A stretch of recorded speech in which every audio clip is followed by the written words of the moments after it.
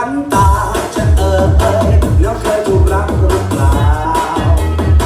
ไม่ถูกใครรักเสียเลยมันเหี่ยวเฉามันลูกมะพร้าวบนมันที่อยากได้รักเมื่อไรก็บอกมาสัญญาจะไปให้ทันจะได้ไปรับขวัญตามาเกี่ยวกันรับมาเป็นแฟนทุกคนอยากให้ลองสักทีให้มันได้เคยสักคนจะละลาทุกคนแล้วเธอจะคิดติดใจวัดสาอายุขวัญตาแม่หน้ามุนทุกคนก็ดูหน้าต่อถ้าปล่อยความรักทิ้งไป Oh my God เสียดายไม่ได้ลาลา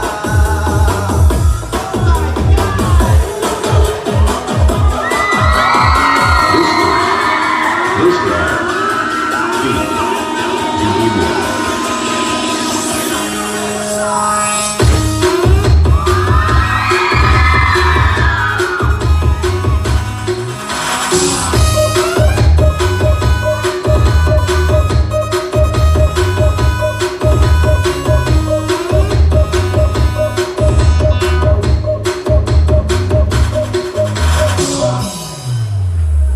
What's up อายุขวัญตา